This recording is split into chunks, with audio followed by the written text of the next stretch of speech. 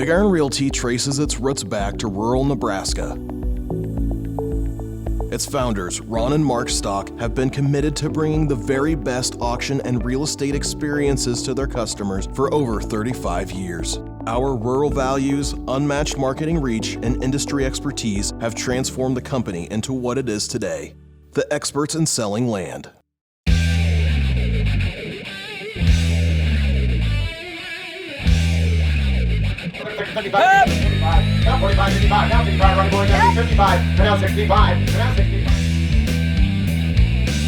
Back in the early 80s, there was so many auctions going on. I mean, the Midwest Messenger was full of auctions, and that was pretty much the great American pastime for farmers back then. Get up, do your chores. We just jumped in a car and started driving any direction there'd be an auction on a Saturday.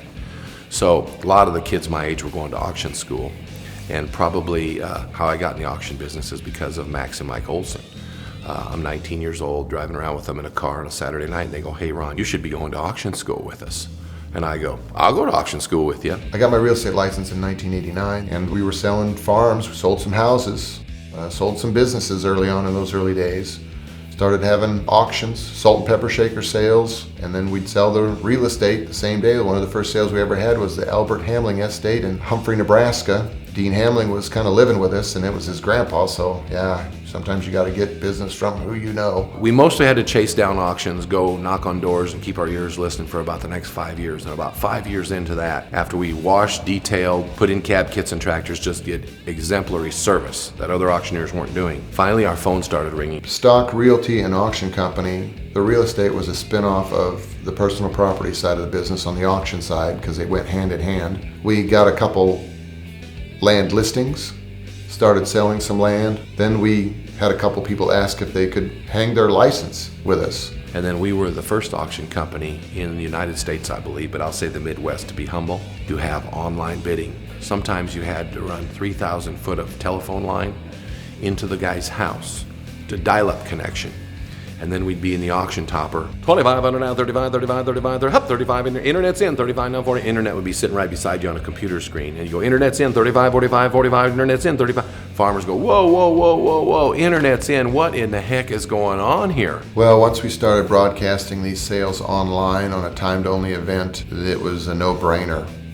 The people really liked it. Yeah, there's always a naysayer out there. They say they don't like a computer and they're not going to participate. It's funny when they tell you that the next day you can see they're registered and you can see they're bidding. We're blessed now at Big Iron Realty to have such a big viewer base because of Big Iron Auctions. So there's really no company, I'm going to say in America, that can compete with us because we have such a big buyer base with the equipment. So we take our land, put it on the same platform as the equipment, and we got 2 million views happening every 10 days. So we used to be Big Iron Auctions for the equipment side and Stock Realty for the realty side. Well, recently, a few years back, one of the agents actually working in Northeast Nebraska said, "Why don't we change the name of this to Big Iron Realty?" To us, it was a no-brainer just to make that name change.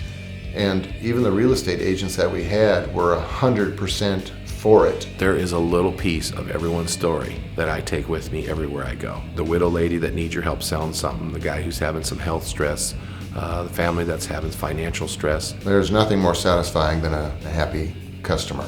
When you connect all the dots, cross all the T's and dot the I's, and don't leave any stone unturned, and the seller is happy with the results, and the buyers and co-bidders are happy that they were treated fairly, that's when you've accomplished greatness. There's a tremendous number of stories. I ain't gonna isolate one of them, but there's a lot of them out there, and I'm sure there'll be plenty more to come.